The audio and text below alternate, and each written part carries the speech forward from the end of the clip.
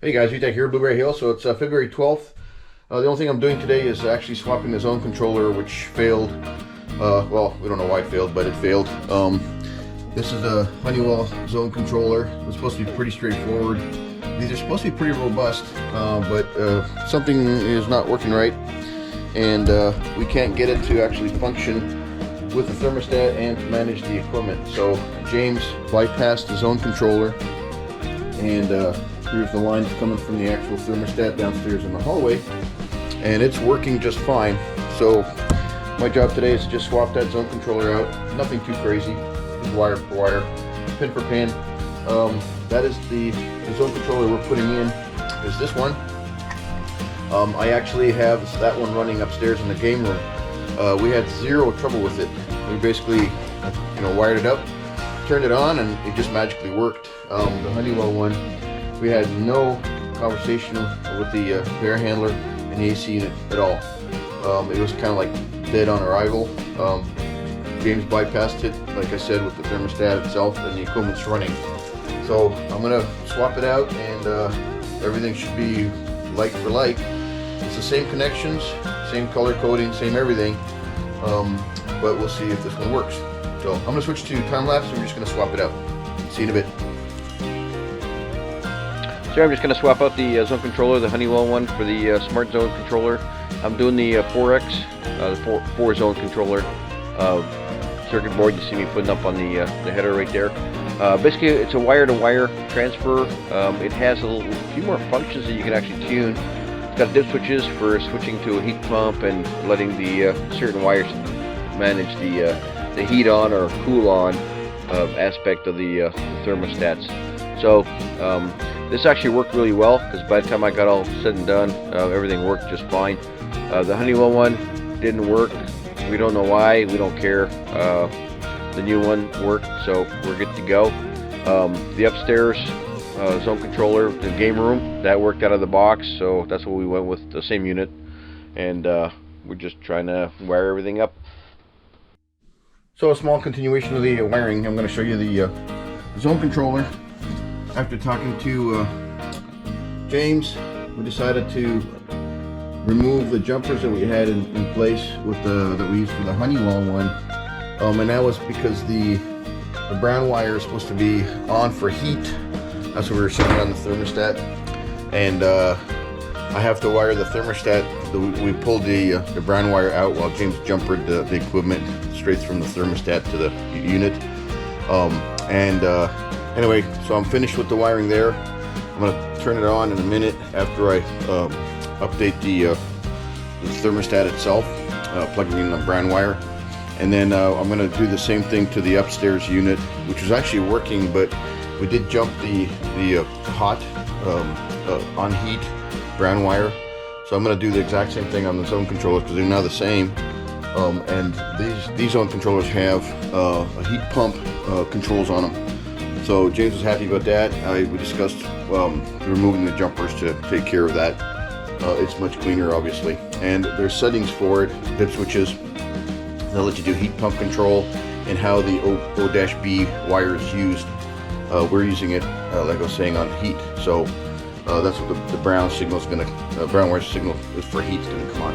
Anyway, hope that's the last bit on this. And I believe James said that 2 of the outlets registers weren't pumping out a lot of air, and I noticed that this damper right here, this one right there, had the actual valve closed. So it wasn't calling for it to be closed, but there's a physical override from the motor itself, and this damper is the one that's broke. That one won't come on at all. So I'm just going to replace that motor part instead of removing the whole thing. I guess it was my fault for gluing everything together with all the sealer tape and then the foam, but that's how you get it to not leak. So anyway, we're coming together. This should be the last little bit I got to do for the AC, and then we move on. We're going to wait for a little warmer weather to start to spray foam. That's going to be fun. We are waiting for some material for that too. So here I'm going to configure the Amazon Smart Thermostat. We bought this because I actually like how it looked and how easy it was to use. I don't like the multicolor fancy schmancy versions. So it is what it is. So success, yay. So it took a little while for the thermostat and the zone controller to go through their cycle. There's some kind of a purge process, etc. But we now have air conditioning going on. We don't need it, and everything seems to be running just fine. So we'll, I'm just gonna increase the temperature, but you can see the zone controller. Those flashy lights. I'll walk up there, show you guys.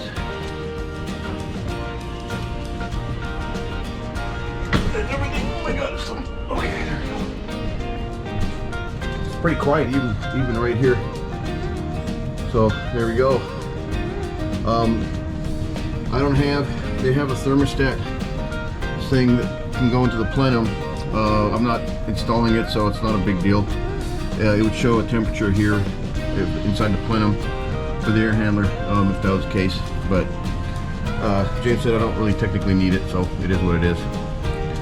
But anyway, there we go. Interesting. That sure is a lot of circuitry just to make a house warm or cold. And that plenum is open now, or damper rather. And I'm gonna make sure everything's running in the living room properly. I'm gonna take the ladder and see how much air is pumping out of the top ones. Anyway, yay! I'm gonna start building a screen for dirt. Get rid of the rock and the bunch of dirt we're gonna get. Here we are. Hey, and I'm talking about it, and here we are getting 2 truckloads of free dirt. Brought to you by the guy who actually dug our septic hole. He has contracts to dig some stuff and offered to drop off some dirt. I guess they have to pay for it to put it in the landfill or get rid of it, so we offered and they brought it. So 2 loads, very cool. I'm making a frame for the screen. Basically I just use some wood that I had. This is from actually some of the concrete supports that we used probably about a year ago. I'm using the wood to make the screen, and I'm going to use a rebar on the top to actually do the screening part. Anyway, this process is pretty straightforward. I actually built it too big initially. Here's Angie trying to hold. She's helping me put it together. I made it too tall for the tractor, so I had to cut down the sides twice, which you may or may not see in the video. But anyway, it worked pretty well.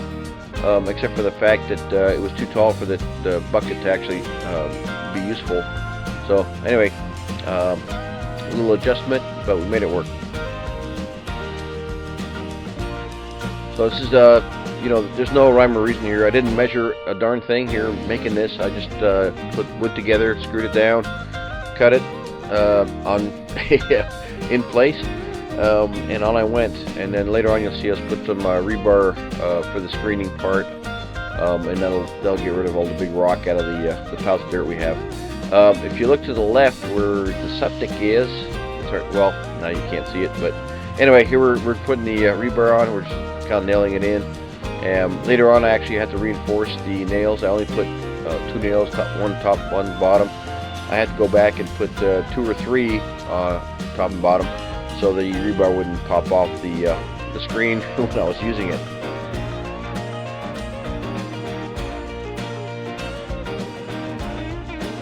We had a bunch of rebar left over from doing the floor and the containers. This is all, I believe it's 1/2 inch. Very small stuff. Anyway, we have probably 30 or 40 of these left over, all 20 foot long. So we cut them down to make the screen for the putting the rock through it and stuff. I think Angie was waiting for me to actually go get some different nails. I couldn't find them, so we're using stuff we used for concrete work. Some were pretty bent up, and just trying to sort through them to get some straight ones out of the mix, so we could nail everything down. You see me on the right there snapping out some rebar for the screen, and off we go. Work. I actually enjoy working on the Bobcat. It's a lot of fun. It was kind of annoying last few times I used this. We have the security touchpad on the Bobcat, and it is failing, and the symptom is it shuts down in the middle of what you're doing. It's a pain to work with that, but it's a $1,000 fix.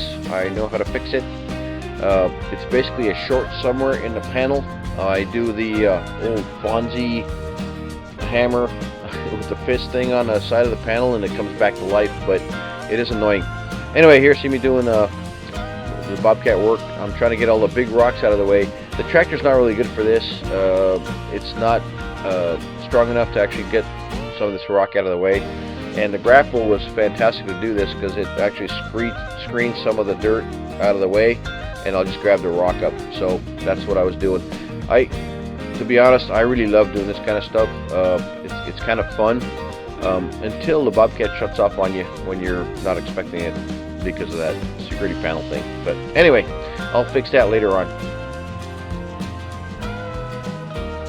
The purple pipe right there, so I'm going to try to bury that. There's a couple of big rocks right there. It's a big rock ledge actually where you see the pipe, you see the doggy running right around there. I could not move that rock, so I'm just trying to bury it the best I can and not, you know, get it damaged and stuff. Put some rock on top of it. Later on, further down the line, it was buried pretty well, but some of the rock out here, it's pretty tough. I can't get through with the tractor. See me running stuff over right there. Not a big deal. The pipe is pretty good for putting up some of that stuff. There you see where I use a screen. I got some of the rockless dirt, and I'm putting it on top of the pipe. Instead of sand, etc., this will work just fine. This is the stuff that actually came out of the hole from the septic, and once you actually pack it down, it is solid. It's kind of like exciting day. So this is February 16th. I actually inquired about our garage doors a day or two earlier from a June of 2021 order from Doors Online, and the guy called me this morning, 22/16. Hey, I got the doors. I can drop them off and install them the next day. So on February 17th we had them installed. But anyway, he came by on the 16th, dropped the doors off, and he basically mentioned I should start doing some little structural work. This is for the springs. I put 2x6 stuff on the header of the door so they could attach. It's actually a 4-spring setup for the door, and then I added in some other stuff for the 2x4s for the wallboard that's going to go up, and also help for the structure for putting the bracing up for the actual doors themselves. The doors are 20 feet wide. We have a 19-foot opening, and they could not make a 19-foot door. Whatever. But anyway, it worked out just fine. So you see me doing a little dado for the wires that I have for they're for the lights for the front of the house, as well as the control wire for the actual door. I couldn't come up with a better way to do this. I guess I could have gone through the joists in the ceiling, but I didn't want to drill holes through every one of those to accommodate this. So I did what I'm doing.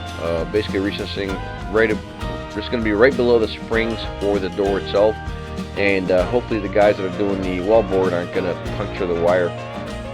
That would be bad. But anyway, it turned out pretty good. I went in about a 1/2 inch on the 2x.